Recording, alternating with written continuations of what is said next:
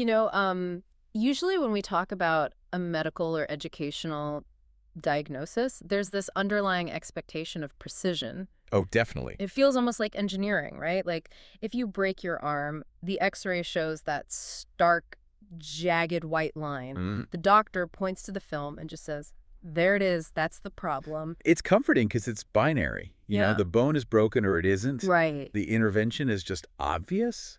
We really, really like things to be visible and neatly categorized, but then you step into the world of neurodevelopment Oh, boy. Yeah. and specifically student mental health, and suddenly that x-ray machine is just entirely useless. Completely useless. We find ourselves looking at a diagnostic landscape that is, frankly, incredibly murky. It is the absolute definition of muddy waters. I mean, that is especially true when you're dealing with a demographic that actively obscures their own struggles. Even if it's unconsciously. Exactly. Unconsciously obscuring it just to survive in a classroom environment. Well, welcome to the deep dive. Today, we are looking at something that challenges a very ingrained, very common assumption about education. It really does. Because I think it's incredibly easy to assume that a gifted child simply has it easy. Right, the smart kid trope. Yeah. There's the smart kid, the one who aces the test without studying, the one for whom school is just like a total breeze. That's the assumption, yeah. But what if extreme intelligence is actually hiding a massive, exhausting daily struggle? We have this really stubborn tendency to conflate high intelligence with high functioning across the board. Yes. But the literature we are examining today tells us that assumption is, well, it's rarely the reality. We've got a really fascinating stack of sources for this one. We're looking at an excerpt from a text called Nurturing the Gifted and Twice Exceptional Student. Mm-hmm. And we're looking at that alongside some operational documentation from a really innovative program based in Georgia called MentalSpace School. It's a great combination of sources. Our mission for this deep dive is to basically uncover the hidden, often painful reality of what educators call twice exceptional students. Right. And then we want to explore how dedicated teletherapy models are trying to hack a broken system to actually support them. It is a vital conversation to have. Because, I mean, the traditional school system going all the way back to the Industrial Revolution. Oh, yeah. The assembly line model. Exactly. It was built for the mythical average student. Mm-hmm. So when a child deviates from that average, even in a supposedly positive direction like high intelligence, the system inherently struggles to accommodate them. I actually want to spend a minute on that traditional view because growing up, I definitely viewed giftedness as like a golden ticket. Oh, sure. Most people did. In the 80s and 90s, if you were labeled gifted, you got pulled out of a regular math class. Yep. The special pull-out room. You went to a special room, you did some logic grid puzzles, maybe you played Oregon Trail on a clunky computer. Built a bridge out of toothpicks. Yes, the toothpicks. The underlying assumption was always that you had just won the academic lottery. Right. But, based on our sources today, why is that golden ticket assumption so completely flawed? It's flawed because that old model assumes giftedness is purely an academic advantage. Like a speed setting. Exactly. It treats intelligence like a speed setting. Yeah. It assumes these kids are just faster versions of regular students who, finish their worksheets early and just need enrichment so they don't get bored. But the text says it's much deeper than that. Much deeper. The text reveals a much more complex neurological reality. Yeah. Being exceptionally bright is actually a fundamentally different way of wiring the brain. Wow.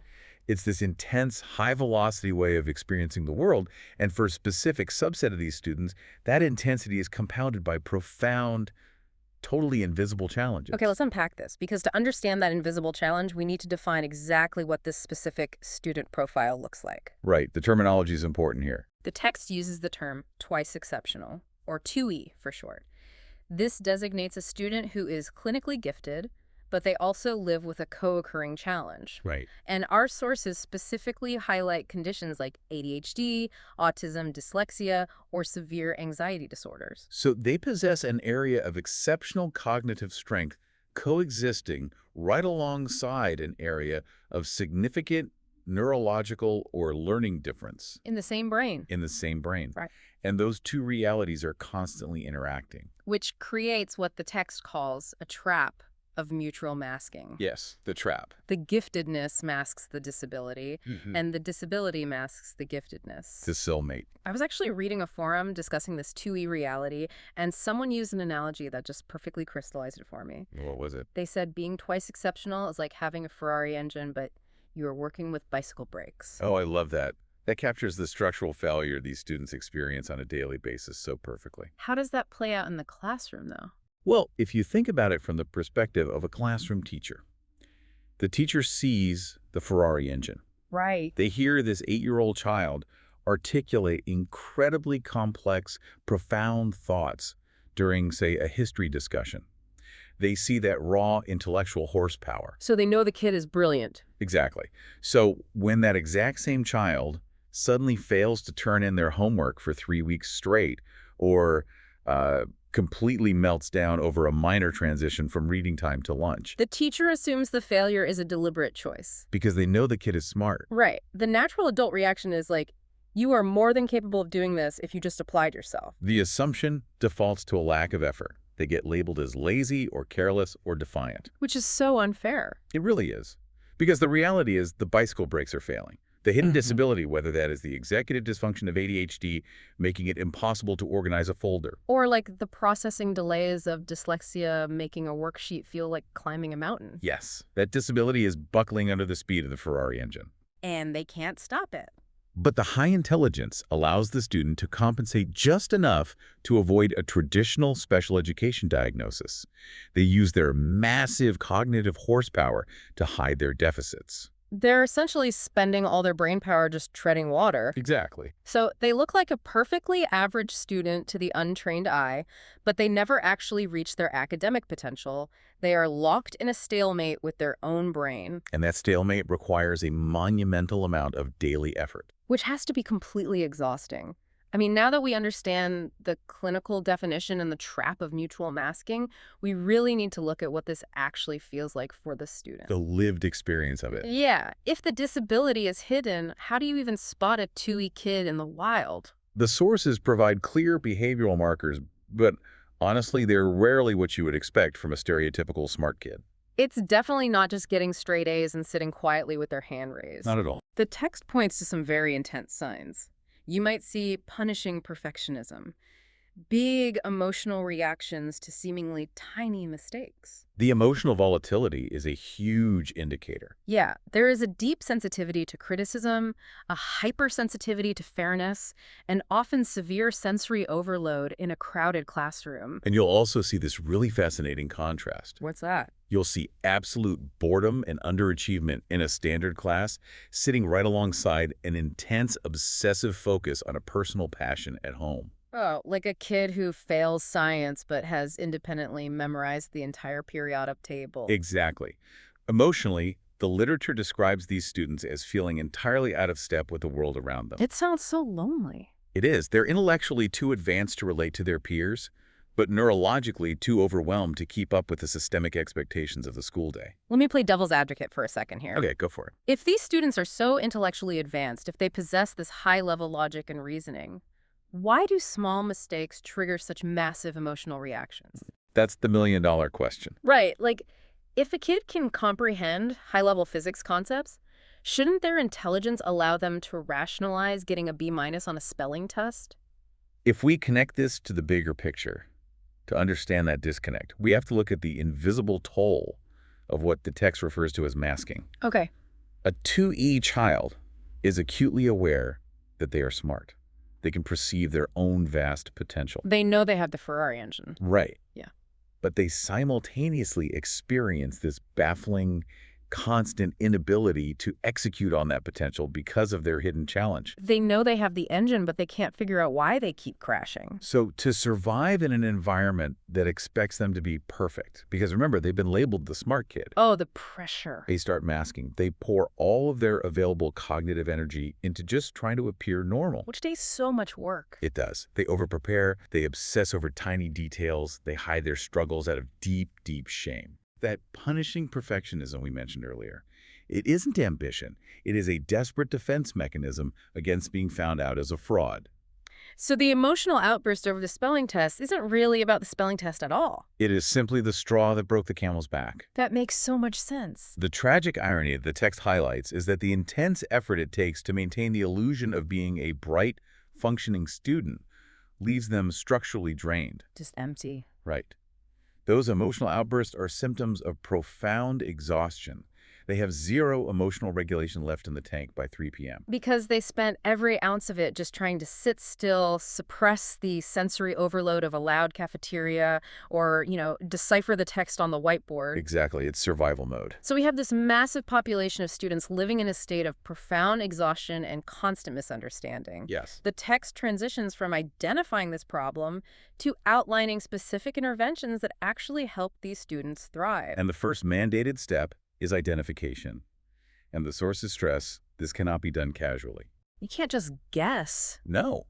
It requires licensed professionals and gifted specialists who actually know how to parse out mutual masking. Because regular testing might just miss it. Totally. You need an evaluator who is trained to see the giftedness and the disability simultaneously rather than letting one overshadow the other. So what does this all mean once they are identified? The text outlines an intervention equation. It's a very specific equation. Yeah, it is not just telling the kid to try harder or handing them a planner. That never works. It requires appropriately challenging instruction because if you bore a 2E student, you lose them entirely. Instantly. Alongside targeted 2E-aware counseling, it specifically points to cognitive behavioral therapy, or CBT, to dismantle that perfectionism. Yes. And finally, it wraps all of this in formal accommodations through either a 504 plan or an IEP. Those legal frameworks are so vital because they force the environment to adapt to the student rather than forcing the student to endlessly mask to fit the environment.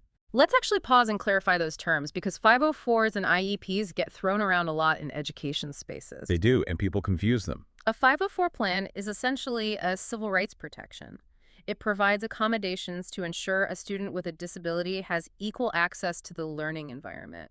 Like allowing extra time on tests or a quiet room to work. Right. An IEP, or Individualized Education Program, goes a step further. It actually modifies the curriculum and provides specialized instruction. It's more intensive. Yeah. And the best way to visualize these accommodations is that they aren't about lowering the academic bar for these kids. Not at all.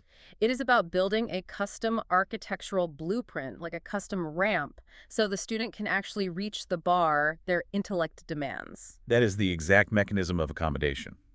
And it explains why the text so heavily emphasizes gifted and 2-aware counseling in this equation. Why does it have to be so specific? Because standard counseling often completely misses the mark with these students. Really? Even good standard counseling? Oh, absolutely. A well-meaning therapist might look at the anxiety or the school refusal and try to treat those as the primary issues. Oh, I see. They entirely miss that the root cause is the daily collision between their profound giftedness and their learning difference. If the therapist doesn't realize they're dealing with a 2E student, they're just treating the symptoms. Exactly.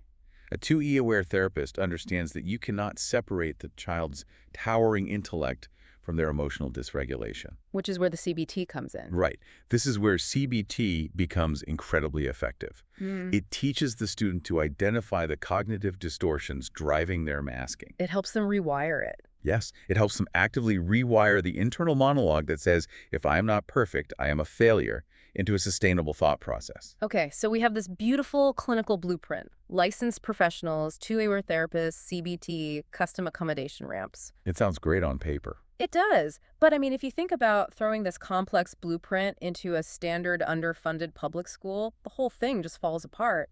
The traditional infrastructure is inherently hostile to 2E needs, simply due to a lack of resources. The crisis here is access. How does a standard public school provide that level of highly specialized psychiatric care? They generally can't. I mean, the friction between specialized clinical theory and the reality of public health infrastructure is massive. Which brings us directly to the structural solution provided in our sources. Yes. MentalSpace School. This is a K-12 mental health support program specifically built for schools in Georgia. Right. And it's designed to essentially hack that exact access bottleneck. They provide same-day teletherapy, and they assign dedicated therapist teams to each individual school. What's fascinating here is that the dedicated team structure is a significant deviation from typical telehealth. How so? Well, it means these therapists aren't just a random face on an app, right? They become embedded in the school's specific culture. Oh, so they know the players. Exactly. They get to know the administration, the teachers, and the local community dynamics. Here's where it gets really interesting for me, though. I assumed a student mental health program would focus exclusively on the kids. That would be the logical guess. But looking at their broad range of services, I mean, it covers crisis intervention and suicide prevention, sure. Which is crucial. But they also explicitly provide staff wellness programs and family counseling. Yes, they do. And they mandate their therapists be culturally competent. If the goal is treating the student, seeing staff wellness on this list really threw me off at first. This raises an important question about the ecosystem of a school. You see, you cannot treat a complex, twice exceptional child in a vacuum. Right. If a student is constantly melting down because their sensory needs aren't being met, the person managing that meltdown 8 hours a day is the teacher. And the people managing the exhaustion fallout at night are the parents. Exactly. Supporting complex students requires a fortified environment. If the teachers are experiencing severe burnout, or if the family is operating in survival mode, the child's therapy will inevitably hit a wall. That makes total sense. By integrating staff wellness and family counseling, MentalSpace School is reinforcing the entire scaffolding around the student. And the cultural competence requirement ties directly into that as well, doesn't it? Absolutely. If a therapist does not genuinely understand the cultural background, the specific community stigmas surrounding mental health care, Or the socioeconomic pressures a family is navigating. right, they cannot effectively deliver specialized CBT. A diverse, culturally competent team ensures the clinical theory translates into actual healing. And utilizing a dedicated teletherapy model completely bypasses the traditional massive hurdles of transportation. Oh, the logistics are a nightmare normally. Months-long wait lists, parents having to pull kids out of school for an entire afternoon just to make a 45-minute appointment. It removes all of that friction. It sounds incredible, but navigating a holistic teletherapy model inside the public school system means running an absolute gauntlet of strict legal and financial realities. It's not just plugging in an iPad. No. A lot of brilliant educational theories die because the logistics of care and compliance are just too heavy. Any public-private partnership in education has to prove its viability on paper first. And the operational details provided in our sources outline a very aggressive approach to those logistical hurdles. Let's look at the financial model first, because this is wild. The source notes that Medicaid is $0 for the families. Which is life-changing for so many. But they are also in-network with virtually every major commercial insurer, from Blue Cross Blue Shield and Cigna to Aetna, UHC, Humana. And several state-specific plans. Yeah, like Peach State, CareSource, and AmeriGroup. That combination fundamentally changes the landscape of access. Because a private teletherapy company obviously cannot sustain itself on $0. Right. The financial mechanism at play here relies on cross-subsidization. How does that work? By establishing a vast network that accepts premium commercial insurances alongside Medicaid, the revenue generated from commercial claims helps sustain the operational costs of providing $0 care to Medicaid recipients. Wow. They have built a sustainable business model that actively democratizes access. So highly specialized 2E counseling is suddenly available across the entire socioeconomic spectrum. Exactly, meaning wealth is no longer the ultimate gatekeeper to a child getting the help they need. That is massive. Then there is the compliance aspect, which is like the massive hidden iceberg in school-based healthcare. It's what keeps administrators up at night. The program guarantees they are fully HIPAA and FERPA compliant. They also specifically offer compliance support for something called HB 268. Right. This is to help schools meet an upcoming July 2026 deadline. For those of you outside of Georgia, HB 268 is a state law that essentially mandates schools to establish comprehensive mental health support structures and specific readiness protocols. And state mandates like that force districts into a really tight corner. I can imagine the pressure of an unfunded or underfunded state mandate has to be enormous. Oh, it is. When a legislature passes a bill requiring comprehensive mental health support, schools are suddenly tasked with becoming healthcare providers. Which they are not. Something they are absolutely not equipped to do. Trying to recruit, hire, and manage a diverse psychiatric team from scratch is nearly impossible for a district that is, already struggling to hire bus drivers. So a looming deadline, like July 2026, forces schools to look outward for comprehensive partners who have already built the clinical network and handled the legal red tape. Precisely. But we really need to delve into why HEPA and FERPA compliance is such a critical pillar of this. It's the most important part. HIPAA, as most people know, protects medical privacy. FERPA protects student educational records. Think about what happens when you introduce teletherapy into a school setting. It's a collision. You are suddenly colliding two of the most heavily guarded spheres of privacy in America. Hmm. A child's classroom file and their psychiatric history. The stakes there are astronomically high. I mean, a data breach involving a child's mental health vulnerabilities leaking into their educational record. That could follow them for years. It could impact how future teachers perceive them, college admissions, and their own fundamental sense of safety. So guaranteeing HIPAA and FERPA compliance in a digital therapy space means building an absolute data fortress. You have to ensure that a therapy session happening on a school iPad is as secure, encrypted, and legally confidential as a closed-door session in a private clinic. Right. If a provider cannot guarantee that level of secure separation between the school's data and the medical data, the district cannot legally or ethically allow them in the building.